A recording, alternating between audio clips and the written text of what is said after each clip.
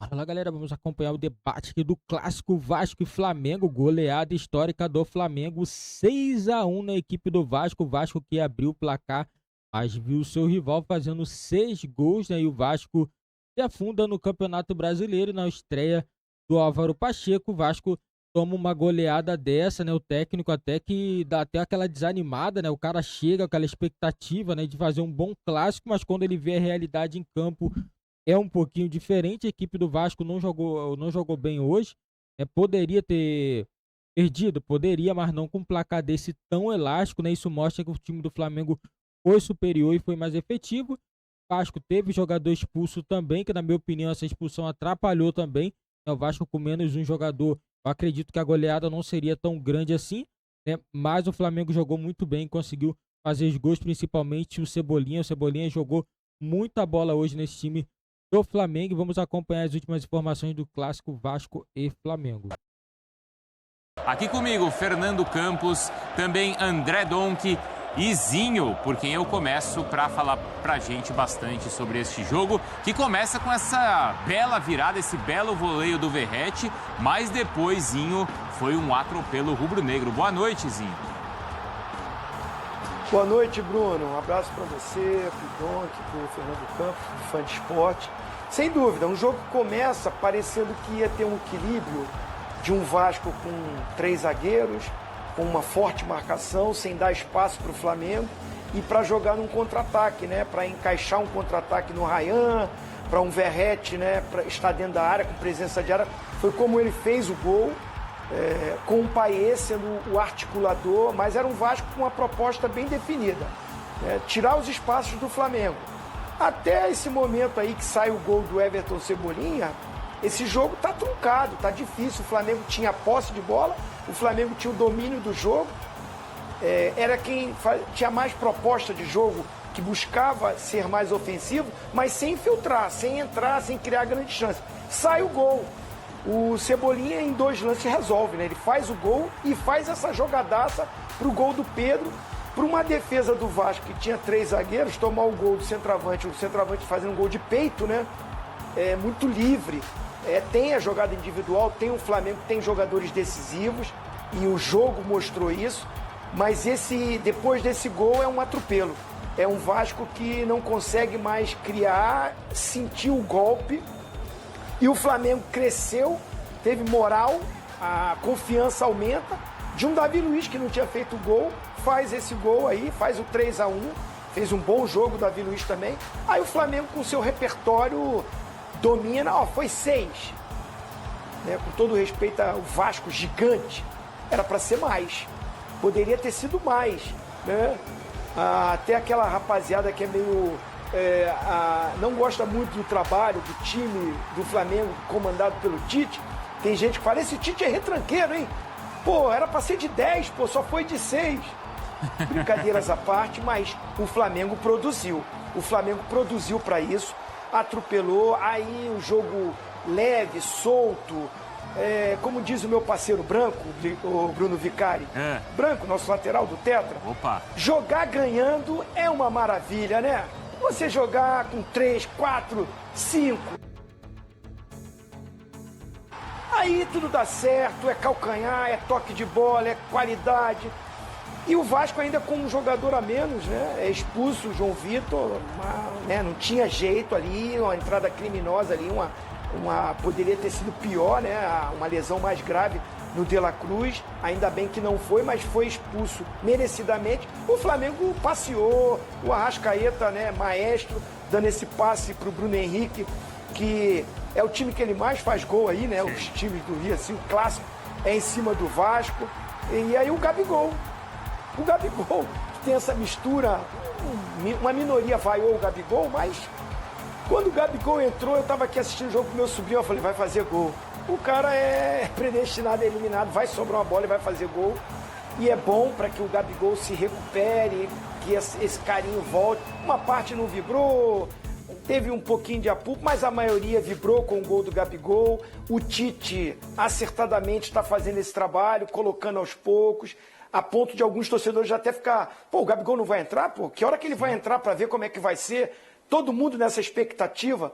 O Gabigol entrou com outros atletas, um elenco farto de boa qualidade para o Tite pode fazer isso durante o jogo já definido. Ele começou a mexer e entra a qualidade. O Flamengo fez o 6º, poderia ter feito mais.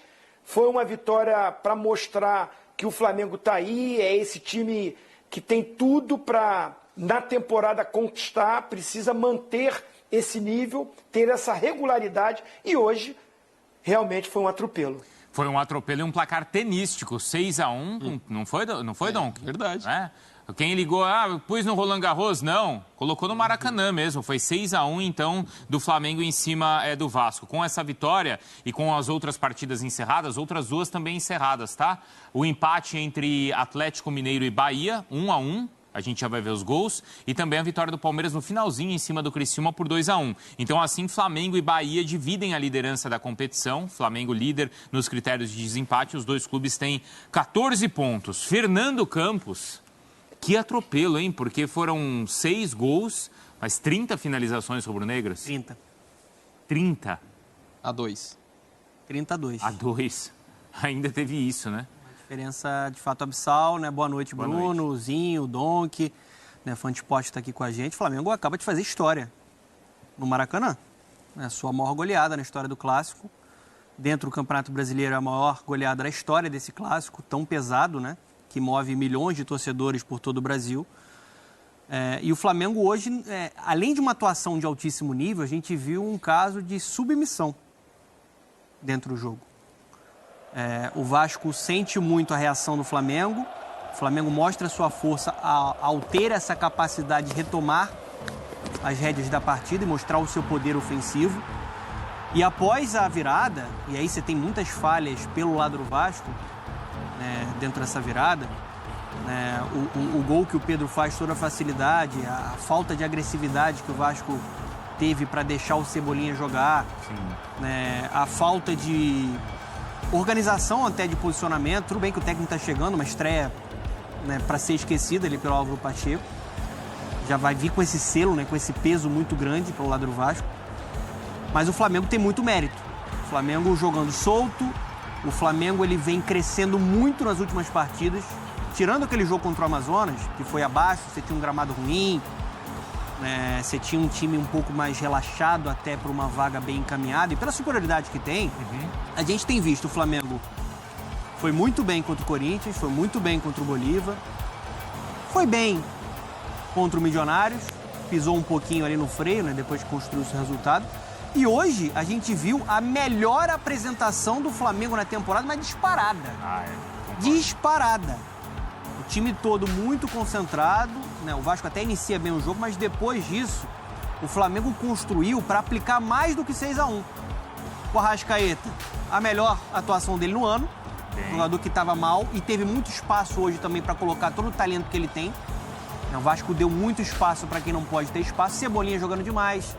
O retorno dele faz com que esse time do Tite funcione da melhor maneira possível. Gerson, Pedro marcando. Acho que a gente vai falar sobre isso. Assim, o Tite ele teve até a maestria, eu acho que foi até grande, de esperar o momento correto para colocar o Gabigol. Porque hoje a torcida do Flamengo estava em êxtase, completamente satisfeita com o rendimento do time. Hoje o torcedor do Flamengo se sentiu muito representado, para aquele time que vai para cima, que cria diferentes formas. E não tira o pé, né, Dona? Não tirando o pé.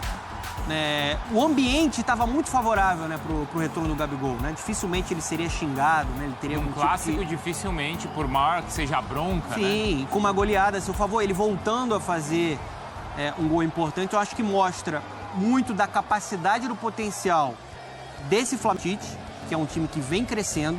Olha o que o Arrascaeta fez nesse lance aí, é um craque absoluto. Ele tava com tudo, hein? E mostra a fragilidade do Vasco, mostra que o Vasco, dentro e fora do campo, hoje é uma incógnita. Ele tem muita coisa para resolver fora do campo, na administração, todo o imbróglio que está acontecendo entre Associativo e a 777. E o Álvaro Pacheco também vai precisar encontrar algumas soluções em um elenco que é limitado. E hoje o time foi muito mal na postura, na falta de organização. Foi um desastre né, a atuação do Vasco hoje no Maracanã. E ele até mudou a equipe, né? Escalou a equipe com 3 zagueiros, né? E um desses 3 zagueiros acabou sendo expulso ainda no final do primeiro tempo. A partida já dava 3-1, já era um amasso do Flamengo, mas claro que a expulsão desse jogador facilita o que já era muito fácil para o Flamengo a partida, Dom. Com certeza. Boa noite, Bruno, Donan, Zinho. Prazer estar com vocês. Grande abraço ao amigo e amiga fã de esporte. De fato, a expulsão influencia, mas não condiciona. Acho que teria sido goleada do mesmo jeito, tendo a expulsão do João Vitor ou não, por conta dessa imposição. Concordo com o Zinho quando ele fala que era para ter sido mais do que 6-1. Que a gente fala de 32 nas finalizações, 18 foram no alvo das finalizações do Flamengo. 18 finalizações no alvo, é um número absurdo.